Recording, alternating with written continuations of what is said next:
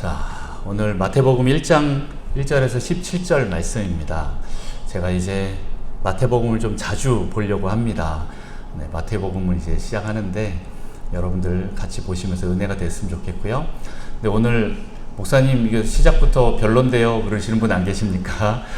이게 뭐 1절하고 16절, 17절만 읽으면 되는 거 아닙니까? 중간에 이렇게 사람들이 낳고 이 얘기만 하고 있는데 뭐 별로 감동도 없고 뭐 스토리도 없는 것 같고 그렇습니다.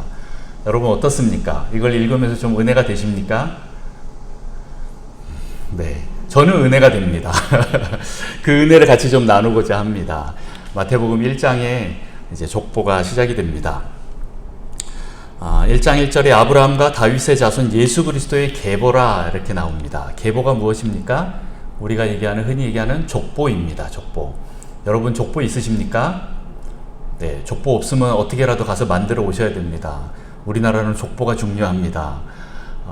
잘못하다가는 양반이 아닌 쌍놈으로 내려갈 수 있으니까 우리 족보를 돈을 줘서라도 만들어내야 됩니다.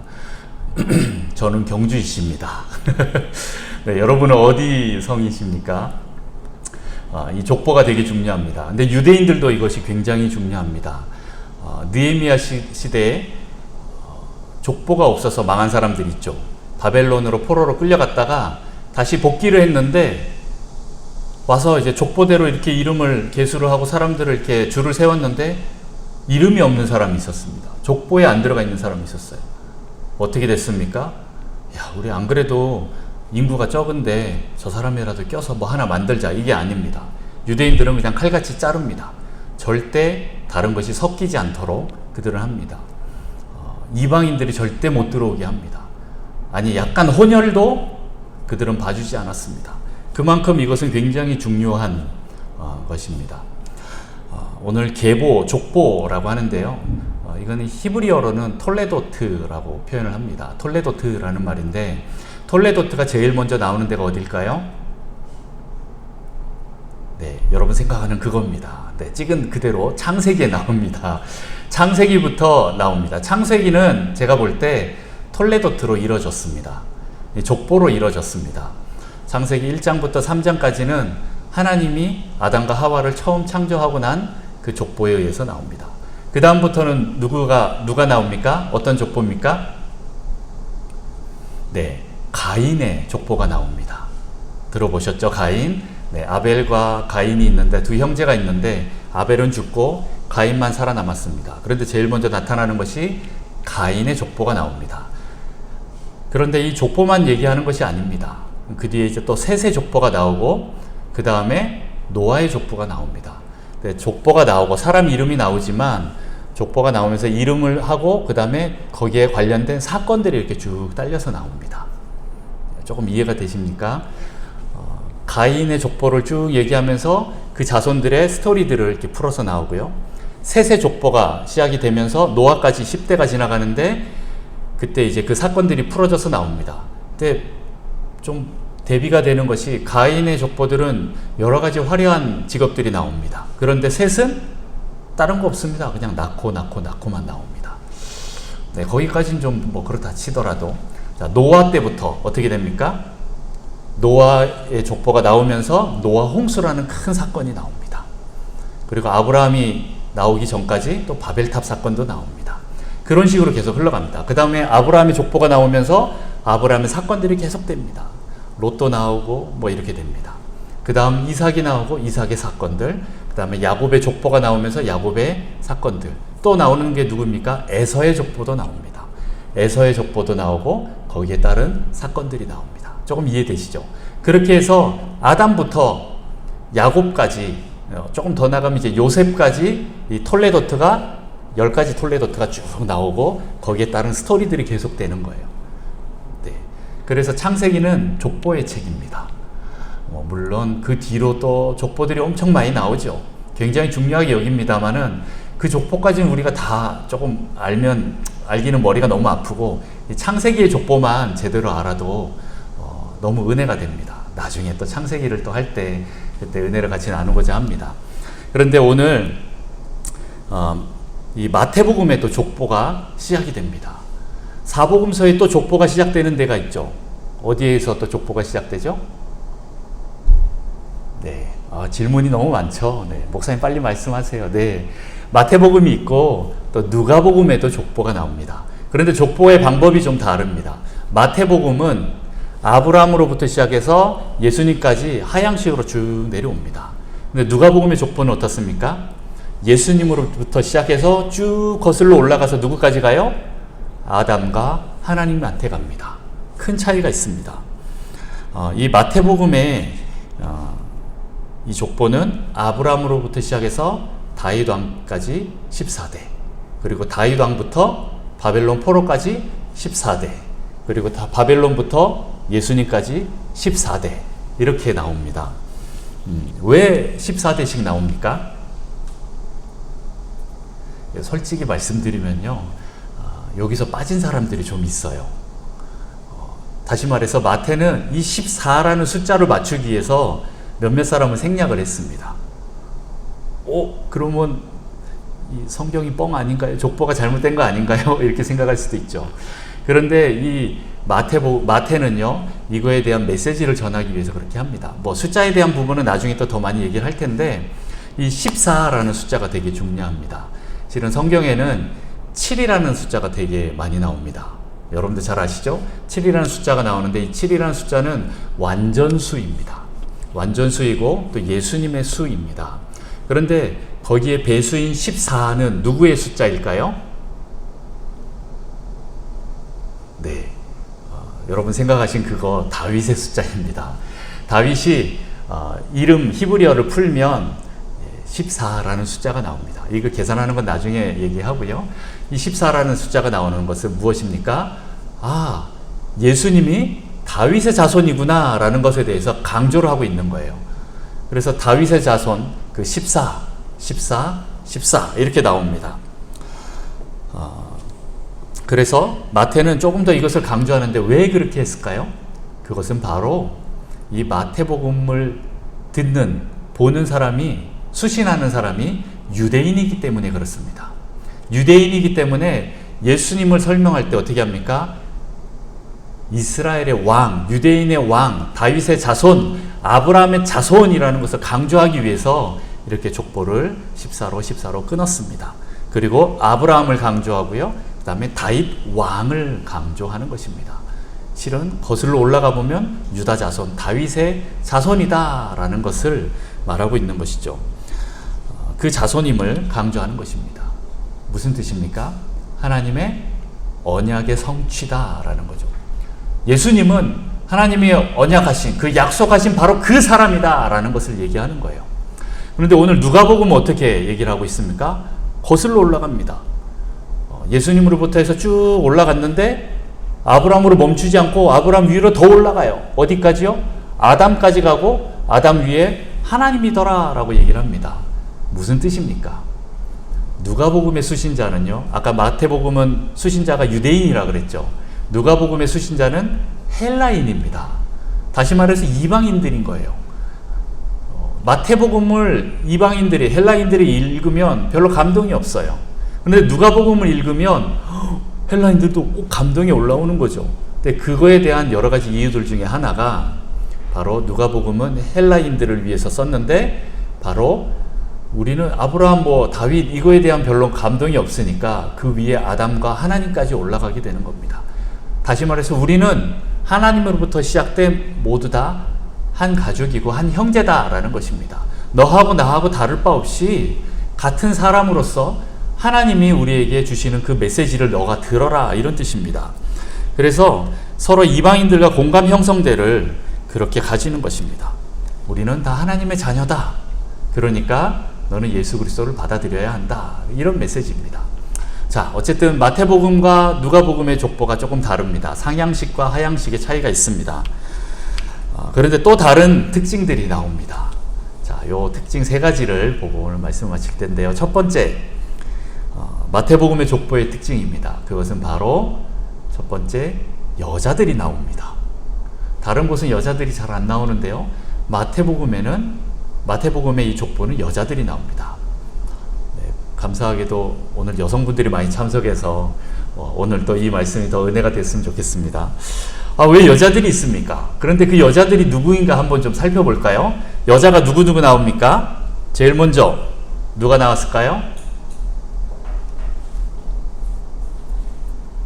네, 3절을 한번 볼까요? 3절에 보면 유다는 다말에게서 베레스와 세라를 낳고, 그전에는 남자가 남자를 낳습니다. 그런데 여기서는 유다는 다말에게서 베레스를 낳았다라고 다말이라는 여자가 나옵니다. 타마르 이렇게 나오는데, 타마르가 뭔지 아십니까? 이스라엘에 가면 제일 많이 나오는 열매 중에 하나가 타마르인데, 타마르가 대추야자입니다. 먹어보셨습니까? 혹시 먹어보신 분은 압니다. 그 가나안 땅에 젖과 꿀이 그렇게 많이 난다라고 했을 때 어떤 학자들은 그 꿀이 혹시 이 타마르 아닌가 이렇게 얘기합니다. 정말 달콤한데 이 성경에는 여기 딱 한 구절 나옵니다. 네, 다말이라는 여자의 이름이 실은 그거라는 거죠. 이 여자는 어떤 사람입니까? 유다의 며느리예요. 아, 유다가 부인에게서 자녀를 낳은 게 아니라 누구를 통해서요? 며느리를 통해서 자녀를 낳았다라고 얘기를 하는 겁니다.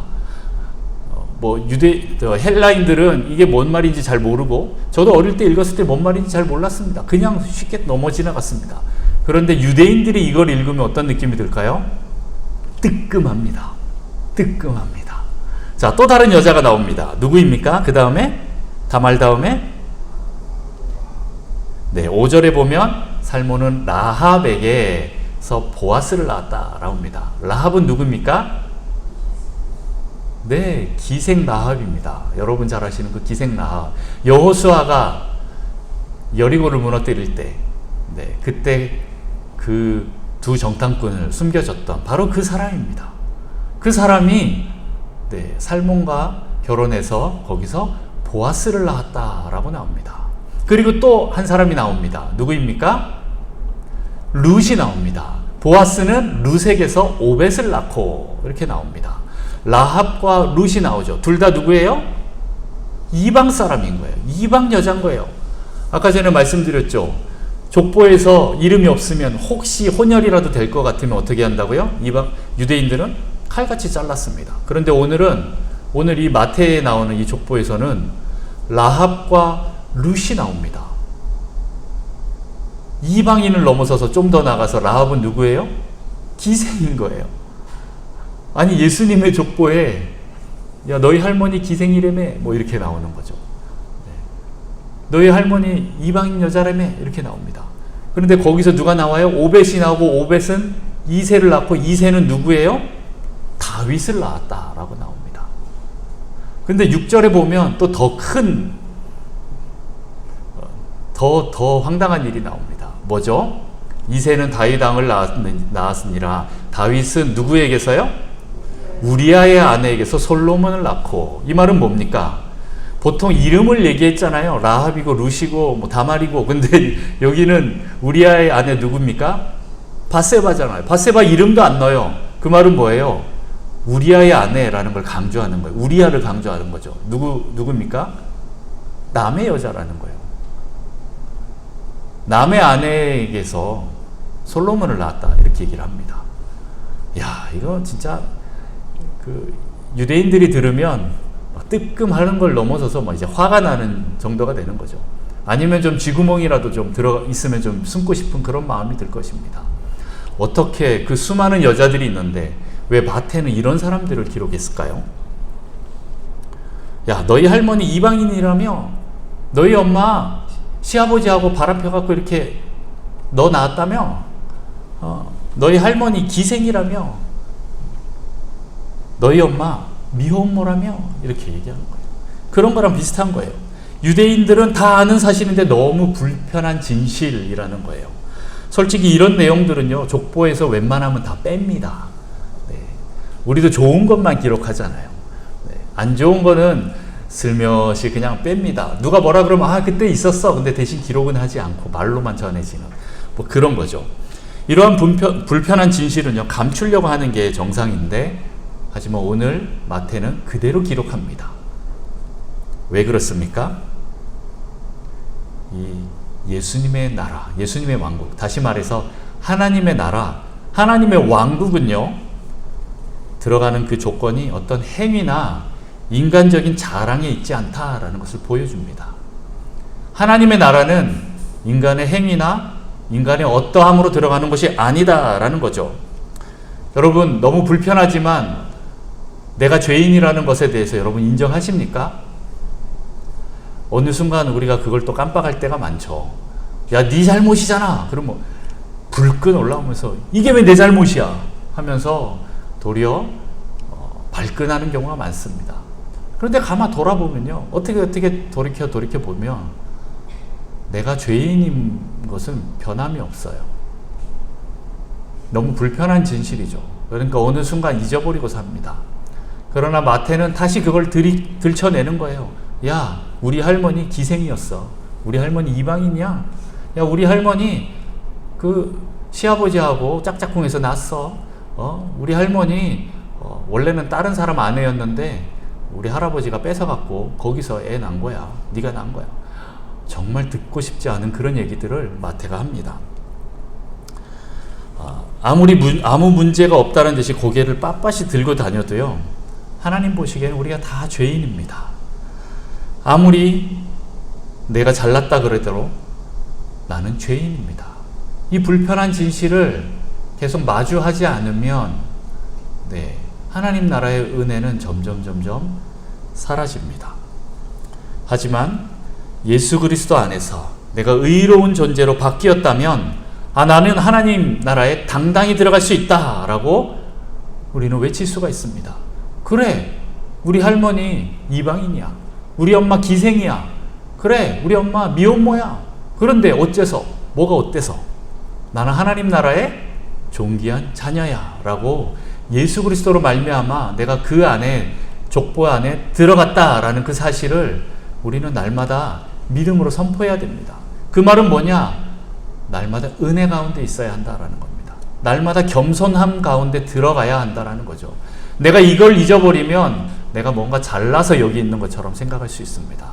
그러나 마태는 얘기합니다. 너 잘나서 거기 있는 거 아니다? 너 잘나서 아브라함의 자손이 된 거 아니다? 네가 뭘 얼마나 잘났는데 율법 완전하게 지키니? 아니야. 너는 그걸 잘 지켜서 아브라함 자손이 아니야. 그렇게 얘기하고 있는 것입니다. 내가 유대인이든 이방인이든 불륜을 저질렀든 직업이 하찮든 돈이 많든 적든 공부를 많이 했든 적게 했든 잘생겼든 못생겼든 뭘 잘하든 못하든 상관없이 우리는 다 하나님 나라에 들어갈 수 있습니다. 오직 은혜로 들어갑니다. 오직 믿음으로 들어가는 거죠. 내가 잘나서 들어가는 게 아닙니다. 내가 온전하게 죄인임을 고백하고 하나님 앞에 무릎 꿇고 철저하게 회개한 존재라면, 거기서 내가 또한 예수 그리스도를 철저하게 의존했다라면 그 예수 그리스도를 믿음으로 말미암아 내가 의로운 존재가 되었고 내 존재가 완전히 바뀌었기 때문에 내가 이 족보에 당당히 들어갈 수 있다라는 겁니다. 그것이 바로 하나님 나라의 원칙이라는 거예요. 오직 은혜, 오직 믿음으로 들어간다. 이 사실을 마태가 적어놓은 것입니다. 솔직히 유대인들은요, 자신들이 구원받을 거라는 당당함이 있습니다. 하지만 이들의 족보를 보면 이들의 당당함은 결코 구원의 조건이 아니라는 것을 말하고 있는 것이죠. 우리 같은 모자란 사람들도 하나님의 은혜로 구원받는다. 그래서 겸손하게 인정해야 한다라는 것을 말하고 있는 것입니다. 그래서 오직 은혜, 오직 믿음, 오직 예수 그리스도라는 그 명제를 우리가 붙잡고 우리의 구원과 하나님의 나라를 이루어가는 여러분 되시길 축복합니다. 날마다 내가 겸손하게 나가야 됩니다. 내가 원래 이런 존재였지. 그럼에도 불구하고 하나님께서 나에게 이런 은혜와 믿음을 주셨기 때문에 내가 여기에 있는 거지. 쟤는 엄마가 기생이야. 쟤는 엄마가 이방인이야. 이렇게 손가락질할 수가 없습니다. 타고 올라가 보면 나도 그런 영역들이 너무 많다는 겁니다. 옆 사람 보지 마십시오. 내 자신을 보고 하나님을 보시면 됩니다. 자, 두 번째, 마태복음의 족보에는 여자의 후손임을 강조하고 있습니다. 다른 족보에서는 남자가 남자를 낳습니다. 이해가 되십니까? 그런데 오늘은 어떻게 됩니까? 여자가 여자를 낳습니다. 여자가 남자를 낳습니다. 죄송합니다. 남자에게서 낳지 않고 여자에게서 낳았다라고 하는 거죠. 유다는 다말에게서 베레스를 낳고, 또 라합을 통해서, 룻을 통해서, 그리고 우리아의 아내에게서, 마지막으로 누구입니까? 요셉은 마리아에게서 예수님을 낳았다라고 이렇게 말하고 있습니다. 예수님은 누구에게서 나왔습니까? 마리아에게서 나온 거죠. 맞습니까? 야곱은요, 마리아의 남편 요셉을 낳았고요. 그 다음에 요셉이 낳은 게 아니라 마리아에게서 예수님이 나왔어요. 무엇을 얘기하는 겁니까? 이거는 이제 또 남자들에게 불편한 진실이 되었습니다. 아까는 유대인들에게 불편한 진실이었고요. 지금은 남자들에게 좀 불편한 진실입니다. 자녀는 여자가 낳는 게 맞습니다. 맞죠? 남자가 낳습니다. 물론 남자 여자 사랑해서 낳긴 하는데 결국에는 10달 동안 배를 해갖고 또 낳는 게 다 여자가 낳습니다. 그런데 족보는요, 남자가 남자를 낳는다라고 나와 있습니다. 근데 중간중간에 마태복음의 족보에는 여자들이 나왔다라고 나오는 거죠. 특히 예수님은 마리아에게서 나왔다. 이거는 어디서 출발했던 문제였을까요? 바로 창세기 3장 15절입니다. 같이 한번 읽어볼까요? 시작. 내가 너로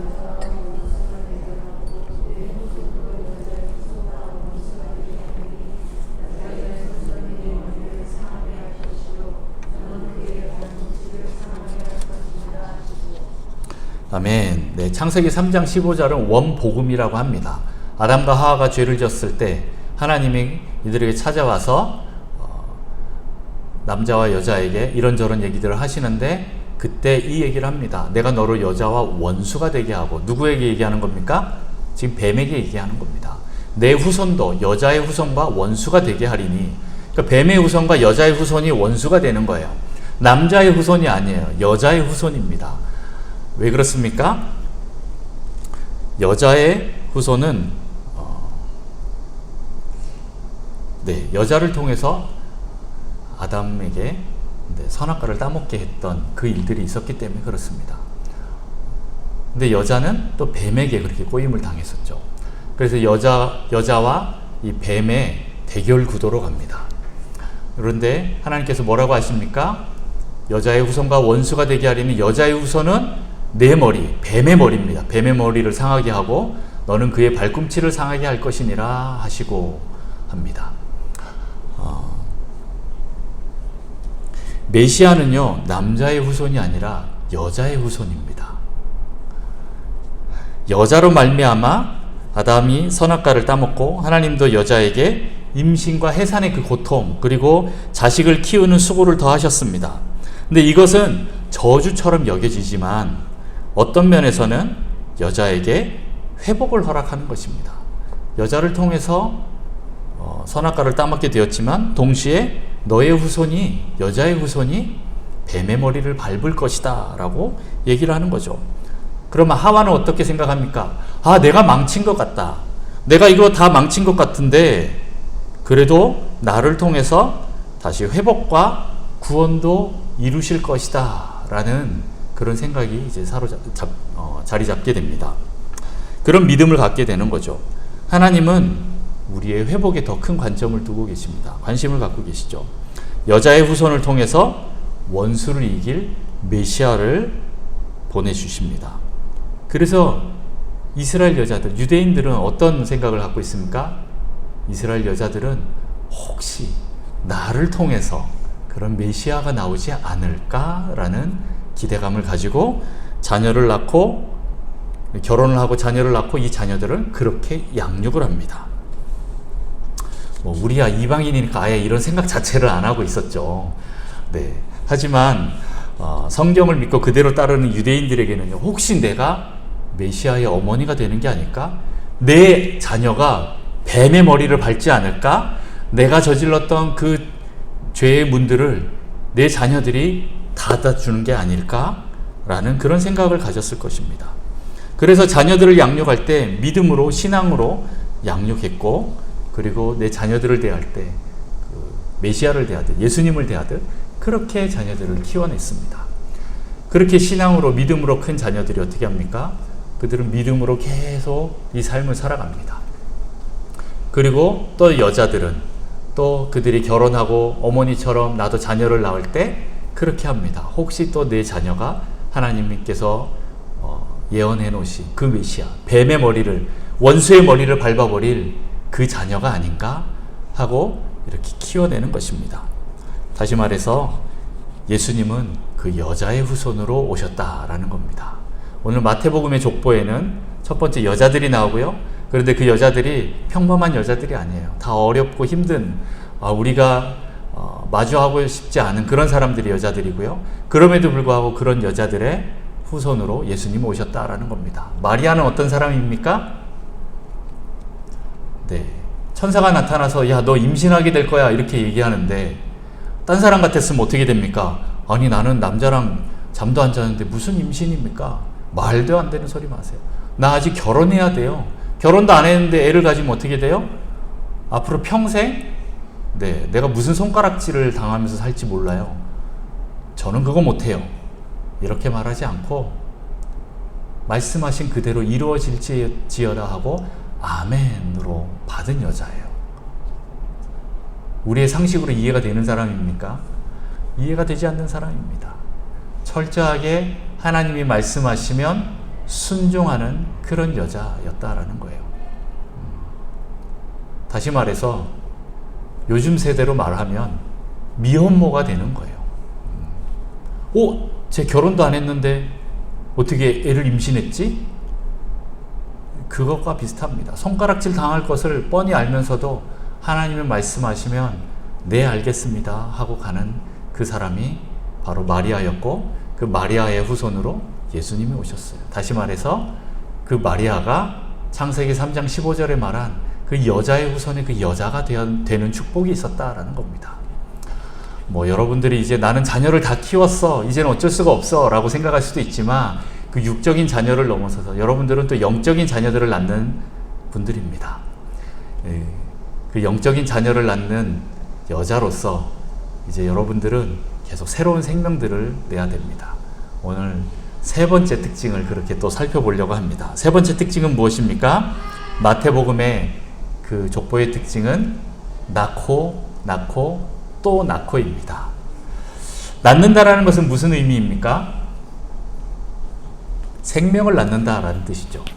다시 말해서 존재를 낳는다라는 뜻입니다. 존재를 낳는 것, 이 마태복음의 족보는요, 행위를 잘 해야 들어가는 그런 족보가 아닙니다. 그냥 거기서 태어났으니까 그 족보에 들어가는 겁니다. 그냥 은혜라는 거죠. 다시 말해서 나의 행위가 아닌 존재로 들어간다라는 거죠. 하나님의 나라는요, 행위가 아닌 믿음으로 존재가 족보에 들어가게 되는 것입니다. 이 낳는다라는 것은 바로 생명을 낳는다, 존재를 낳는다라는 것이죠. 지금 어떤 사람을 낳고 했지만 그게 다른 것이 아닙니다. 바로 생명을 뜻하는 것입니다.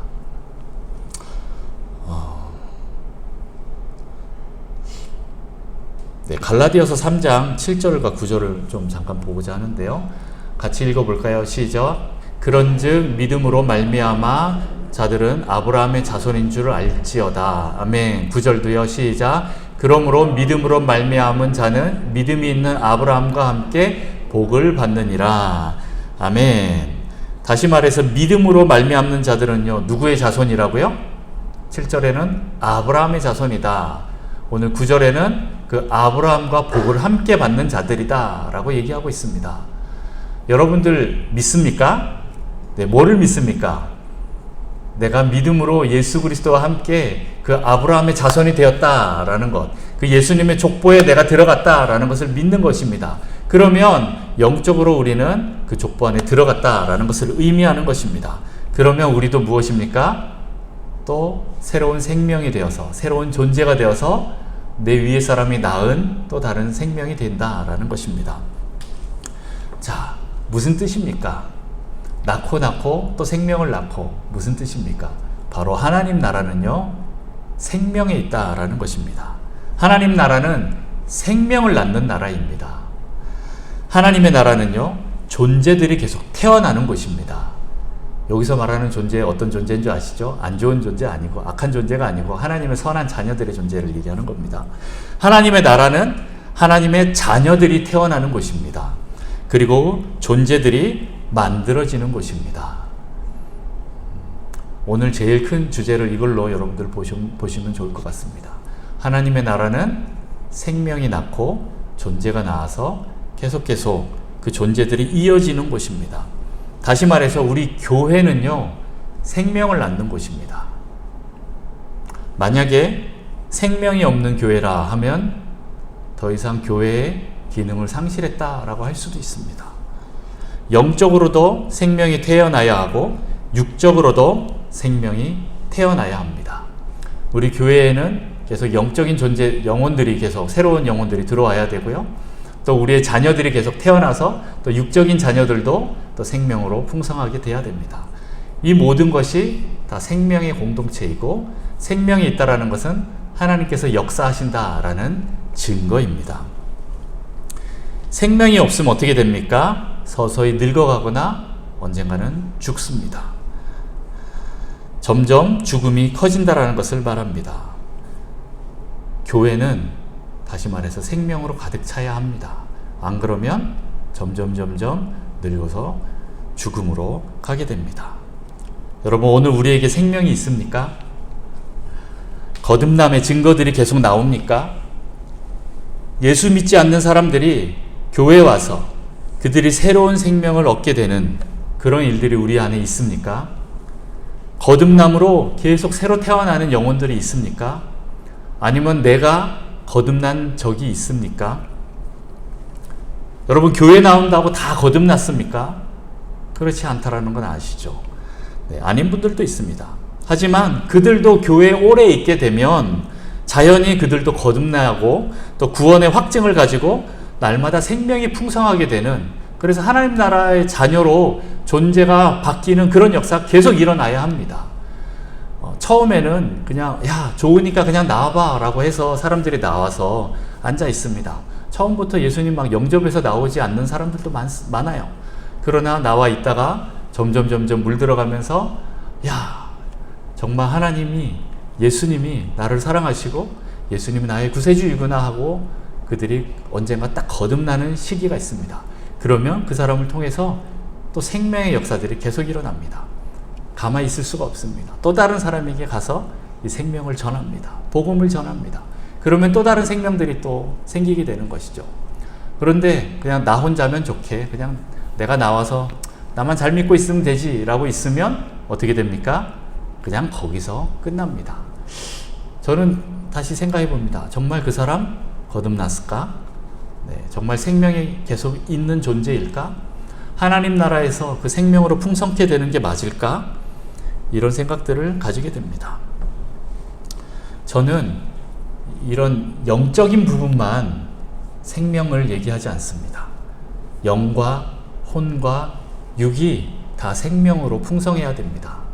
육적으로도 우리는 생명으로 풍성해야 됩니다. 건강해야 됩니다. 우리가 음식을 먹을 때 그것은 무엇입니까? 생명을 섭취하는 겁니다. 이해되시죠?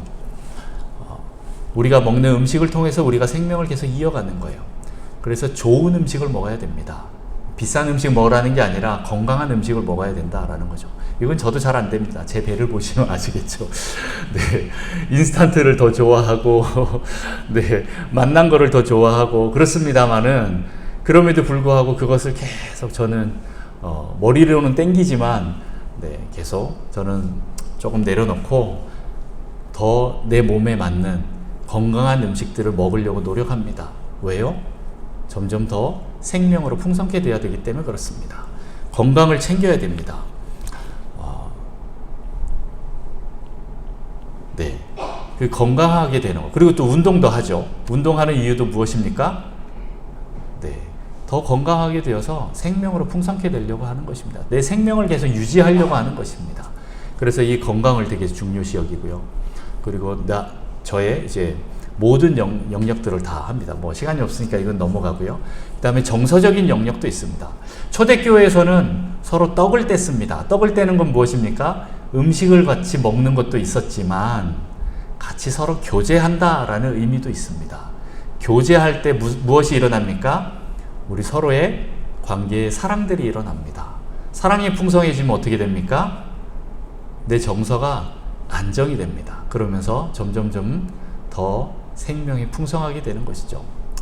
우리 안에는 이제 기쁨이 여러 가지 종류가 있다 그랬죠. 첫 번째 기쁨, 바로 하나님과 관계하여서 아는 큰 기쁨이 있고요.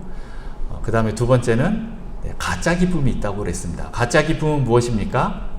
그 순간을, 그 배고픔을 잠시 채우기 위해서 하는 쾌락들을 의미합니다.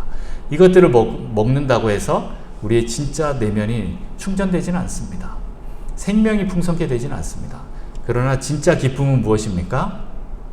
하나님과 관계할 때 오는 기쁨입니다. 하나님께서 보내주신 우리 옆에 있는 지체들과 관계할 때 오는 그 사랑의 기쁨들이라는 것이죠. 이것이 있을 때 우리 내면이 풍성케 되어서 점점 생명이 커진다라는 것입니다. 이해가 되시죠? 네, 영적으로 우리가 풍성하게, 생명으로 풍성하게 되기도 해야 되고요. 또한 이 정서적으로도 풍성하게 돼야 되고, 또 육체적으로도 풍성하게 돼야 됩니다. 영적으로 또 생명을 먹는 것이 있습니다. 무엇입니까? 말씀을 먹는 것입니다. 하나님 말씀 먹을 때 우리 영적으로 또 생명이 풍성하게 됩니다. 또 다른 것들이 있습니다. 무엇입니까? 안 믿는 사람들에게 복음을 전해서 그들이 돌아올 때 그것만큼 우리에게 또 큰 기쁨과 생명이 없습니다. 여러분들 전도해 보셔서 아시지 않습니까? 내가 전도한 사람이, 아니 내가 전도하지 않았어도 어떠한 새로운 사람이 와서 안 믿는 사람이 하나님을 믿고 그가 예수 그리스도를 영접하고 거듭남에 우리 그리스도인이 되었을 때 거기서 오는 그 기쁨은 내가 전도하지 않았는데도 너무 기쁨이 막 솟아오는 것을 느낍니다. 그게 뭐예요? 그게 다 생명이라는 것이죠. 우리 안에 그 영혼에 대한 그 생명들이 쭉쭉 올라오게 되는 것입니다. 이런 관계의 기쁨들, 이런 것들이 다 우리에게 생명으로 풍성하게 된다라는 것입니다. 그래서 여러분들을 영과 혼과 육이 다 생명으로 풍성해져야 합니다. 자, 말씀을 정리합니다. 행위가 아닌 은혜로, 믿음으로 구원받는다는 것, 그것은요, 행위가 아닌 믿음의 존재가 되었다는 것입니다. 믿음의 존재가 된다는 것은 무엇입니까? 내가 생명으로 나음을, 거듭남을 의미합니다. 우리 교회는 계속 생명이 풍성해져야 됩니다. 육적으로도 영적으로도 생명이 풍성해져야 됩니다. 새로운 영혼들이 들어와서 풍성하게 되는 것도 있고, 실제적으로도 또 내가 자녀를 낳아서 또 그렇게 풍성하게 되는 그것도 맞습니다. 둘 다입니다. 하나님이 원하시는 믿음의 존재가 되면 생명은 자연스럽게 계속 나옵니다. 그 존재를 통해 생명이 풍성해지고 또 다른 생명이 태어나게 되는 것이 자연스러운 일입니다. 예수님이 오셔서 한 일이 바로 그것입니다. 죽음을 이기고 그 생명을 계속 풍성케 하는 일을 하셨습니다.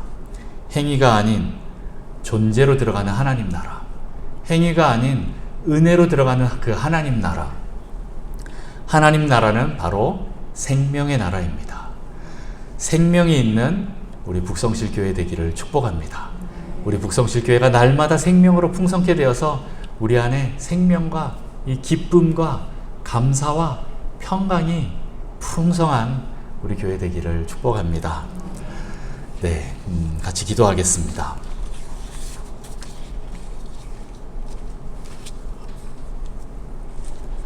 하나님 아버지 감사합니다. 오늘 마태복음의 그 족보를 보면서 우리 같은 자들도 하나님께서 은혜로 구원받게 해주셨다라는 것을 믿게 하셔서 주님 감사합니다.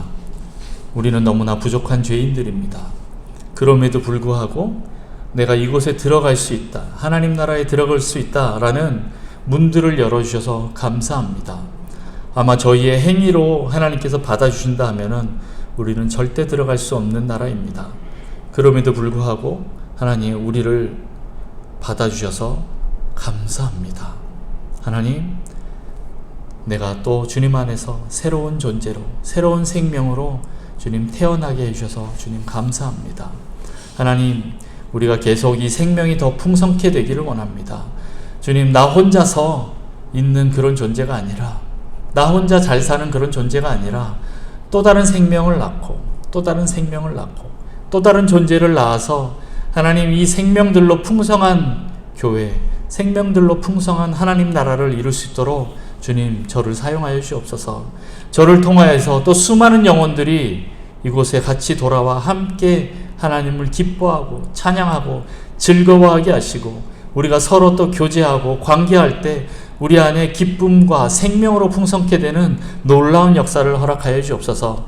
그래서 하나님, 우리 북성실교회가 주님, 생명으로 풍성한, 기쁨으로 풍성한, 은혜로 풍성한 공동체로 소문날 수 있도록 주님 축복하여 주옵소서. 우리를 그렇게 사용하여 주시고 우리 안에서 또 다른 생명으로 또 새로운 일들을 주님 행하여 주시옵소서. 주님 감사드립니다. 예수님의 이름으로 기도합니다. 아멘.